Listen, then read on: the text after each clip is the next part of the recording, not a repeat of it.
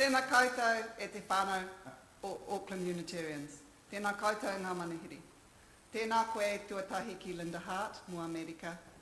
Haere mai koutou ki tēnei hui. Haere mai ki te kaupapa o te rānei. Haere mai ki tēnei whare Karakia o te atua. Neke atu i te kotahi rautau e nohu tapu ana.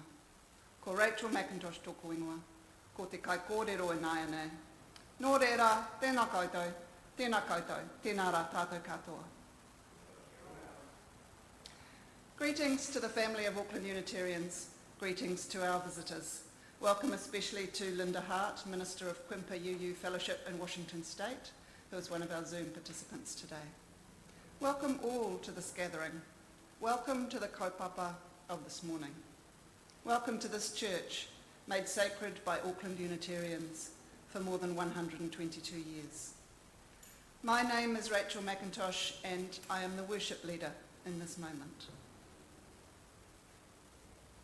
I invite you now to enter a sacred space, a place of transformation for each of us and for all of us. I invite you to bring yourselves into this space, entire and as you are, knowing in the words of the proclaimers, any hour of any day there is wonder, in all our skiving and our cowardice and our lying and our blunders. Any hour of any day there is wonder, in all our striving and our courage and our thunder. Anton, would you kindly come forward and light the chalice?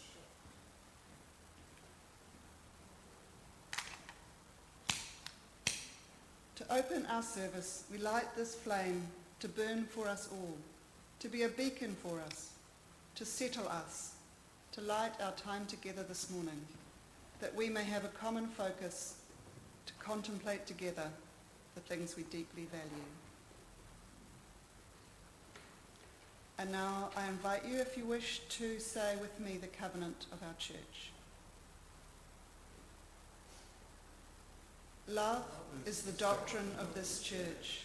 The quest for truth is the sacrament, and service is its prayer. To dwell together in peace, to seek knowledge in freedom, to serve humankind in fellowship, to the end that all souls shall grow in harmony. Thus do we covenant with each other and with our God.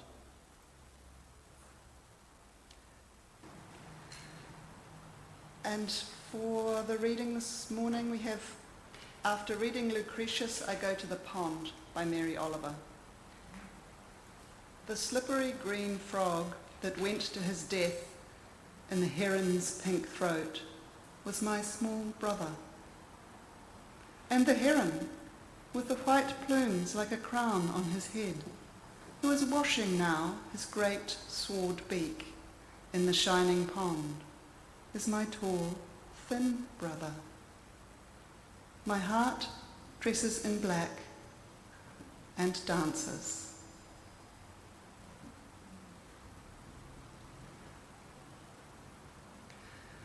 And now we have our special music, which Jamie will play and Mark will sing.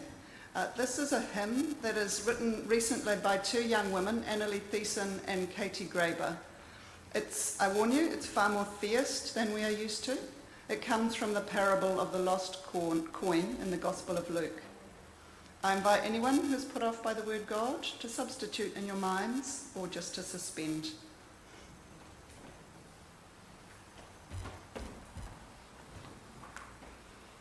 Rachel warned you about my singing. No, you heard her.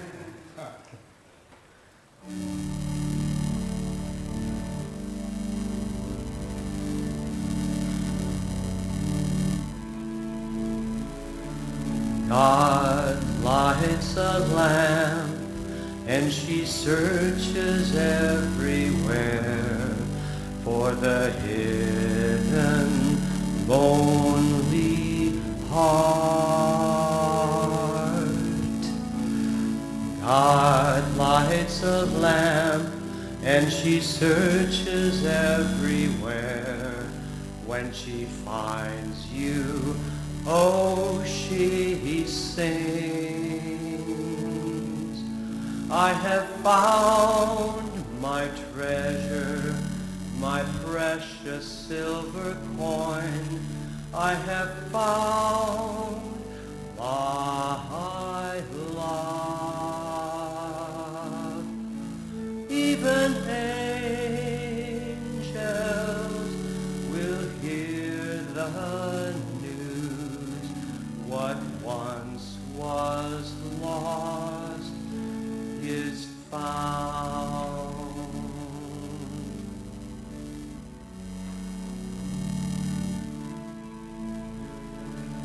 God lights a lamp and she searches everywhere for the hidden, lonely heart. God lights a lamp and she searches everywhere. When she finds you, oh, she sings. I have found my treasure, my precious silver coin. I have found my love. Even angels will hear the news. What once was lost is found.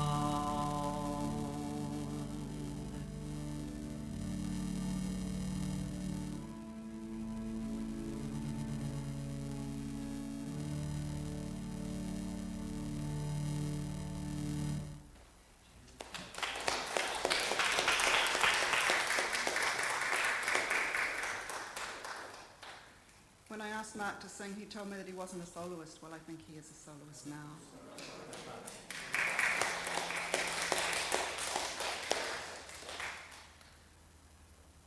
It's all Greek to me. I first came to this church in 2014 because I had met someone during a residential training course on community organising. The course participants came from community organisations, from trade unions, me, and from faith groups, the person I met. He and I discovered that not only did we have shared values and a shared vision for a better world, but that the internal dynamics and politics of trade unions closely resembled the internal dynamics and politics of churches. So much to talk about. Some months later, the politics of the Anglican Church spat him out and he fell on his feet here in this church as your minister, Clay Nelson. Over those months, we became increasingly drawn to each other and fell in love. So I first came here for love. And I was deeply interested in what Clay had to say, and his vision, and the depth of his theological, political, social, and organisational view of the world. Over time, my reasons for coming developed.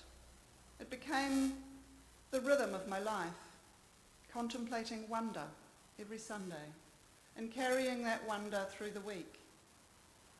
I came to enjoy participating in Working Bees, the service auction, other church events outside Sundays.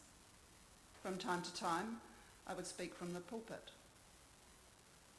After some years, I realised that I had come to value the community. People coming here, all for their own reasons, bumping up against each other and finding things to appreciate about each other. We were more than the sum of our parts. I found that it was important to me to be part of a religious community. Yet religious communities in our secular age are becoming increasingly distant for many people. Religion is not a language we speak anymore.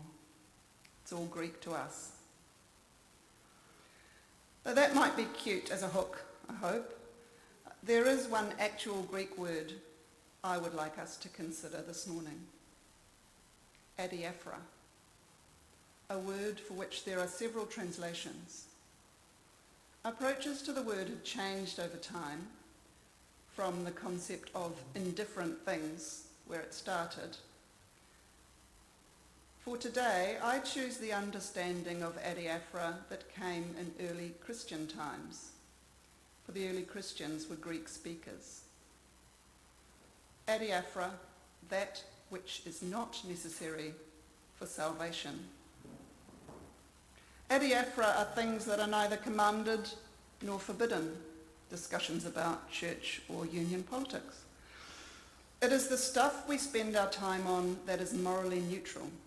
It does no harm, but is irrelevant to salvation. More on that later. In preparing for today, I went back and read Clay's sermon from winter 2018 about adiaphora. I discovered that what had caught in my branches was some merest kernel of what he said, while much of the depth and texture and brilliance had been carried off in the winds. Luckily, the internet means we can recover it, and I recommend anyone here does a search on the Auckland Unitarian website after this for adiaphora, A-D-I-A-P-H-O-R-A. What I found in Clay's sermon was a word study. He gave a history of the word that began with the Stoics and had a long journey through centuries of theological debates over what should be included in scripture and doctrine, debates over what is necessary for salvation. We Unitarians don't really deal in salvation much because we don't, in general, believe in a heaven of the fluffy clouds and harps variety. Earlier this year, I had a conversation with Helen Mason, the director of the Unitarian College in the UK. She said that someone had asked her the question, what in Unitarianism has saved your life? That might be a bit grand for some people, especially if this is your first day. Related questions might be, what here has saved you from sadness, from complacency, from loneliness, from purposelessness, from shopping? The theme of this service is adiaphora for sure, but the theme is more what is not adiaphora. Once again, Unitarians talking about what we are not. This morning's special music and the reading are examples of what is not adiaphora. They are examples of what is not necessary for salvation. Welcome to my double negative. The parable of the lost coin and the exquisite moral tension of celebrating both the heron and the frog are necessary for salvation. For salvation, it is necessary to find a love so precious that even angels will hear the news. For salvation, it is necessary to dress in black and to dance, to mourn and to celebrate, to inhabit the entire possibility of our humanity. My experience of Unitarians in this community is one of rationalists, atheists, humanists, people escaping from toxic, dogmatic religion, and with some progressive Christians too. My experience of our discussion questions on a Sunday morning is that we are much more comfortable in our heads than in our hearts.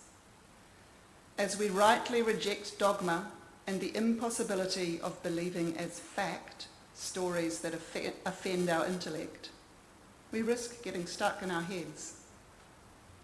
It is a conundrum that Unitarians are not really comfortable in questions of salvation, whereas experiencing that discomfort, knowing deep love, and living in the exquisite contradiction of the inherent value of both the heron and the frog is where we will find spiritual transformation. I propose further that our version of salvation is both individual and collective. Our salvation is what we get when we are achieving our vision. I propose that our vision is something like this. We are a beloved, UU faith community, where we experience personal and communal transformation so that we may act to make the world a better place. What is necessary to realise that vision? What is necessary for our salvation? And what might the role of each of us be? And what gets in the way? We may feel uncomfortable contemplating salvation, and like everyone else, we can easily get caught up in the things that aren't necessary for it. Adiaphora is morally neutral and can be alluring. After all, since it's morally neutral, it does no harm.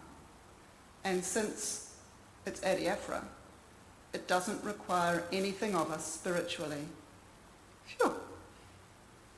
Let's just stay here. So what matters might be considered adiaphora? We might spend a lot of energy discussing the form of worship. Does it really count if it's online? It might be so consuming that we think the question is necessary, if not for salvation, at least for our ability to participate. We value transparency and democratic process. Because of this, we might spend a long time having a congregational discussion about the wording for a sign outside the church or on our website.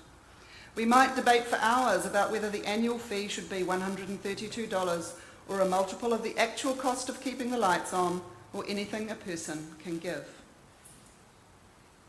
We might have many people give their top-of-the-head opinions on how best to arrange the chairs, fix the dishwasher, or keep the rodents out of the organ.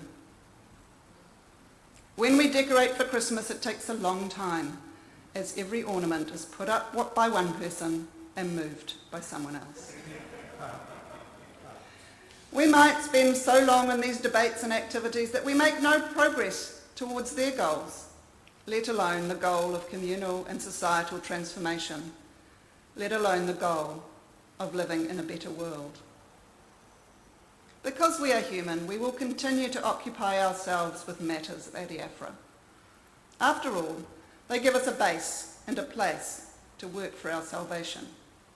There is nothing wrong with that. And as I said, adiaphora doesn't require anything of us spiritually. Again, phew, let's stay here, shall we? I suspect that too much adiaphora is a risk to us. We have limited energy, and if too much goes on adiaphora, there will be little left for salvation. Worship may be our way out of being stuck in our heads or stuck in adiaphora. A quick word study shows that worship is the acknowledgement of worth, the contemplation of what we value. Our Unitarian Sunday worship is open to all, and it is an experience all of us can share. For Unitarians, worship is our space for spiritual growth, for individual and communal transformation, for a free and responsible search for truth and meaning. Worship is not adiaphora. It is necessary for Unitarian salvation. It strengthens us as a community. It strengthens our members and visitors spiritually. It is part of the spiritual and social rhythm of the congregation. Worship is our centre. It is our springboard to faith in action. Worship is something we must do well. It is something we must do every week. Sunday morning brooks no extensions. If we are prioritising what is necessary for salvation, I put our weekly worship where we hold space for our congregation and visitors, where we contemplate wonder and are challenged about what a better world may look like. I put our weekly worship at the top of the list. Our Sunday mornings are our hope for salvation. Our Sunday mornings are how we can achieve a very Unitarian salvation. If not us, who? If not now, when? Amen.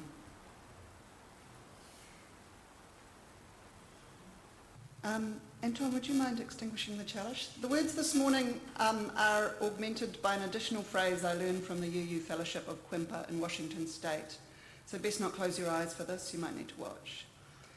We extinguish this flame, but not the light of truth, the warmth of community, the power of transformation, or the fire of commitment. These we carry in our hearts until we are together again.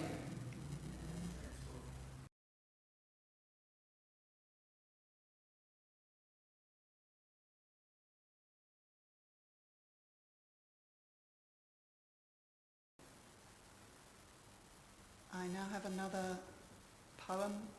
This is called Going to Walden by Mary Oliver. It isn't very far as highways lie. I might be back by nightfall, having seen the rough pines and the stones and the clear water. Friends argue that I might be wiser for it. They do not hear that far-off Yankee whisper, how dull we grow from hurrying here and there.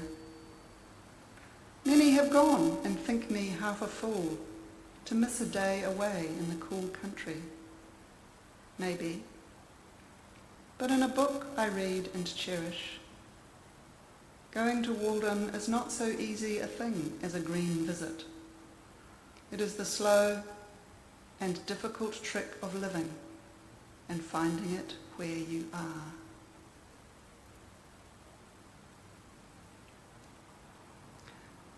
And now I have a karakia to close.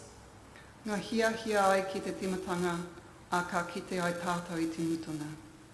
You must understand the beginning if you wish to see the end.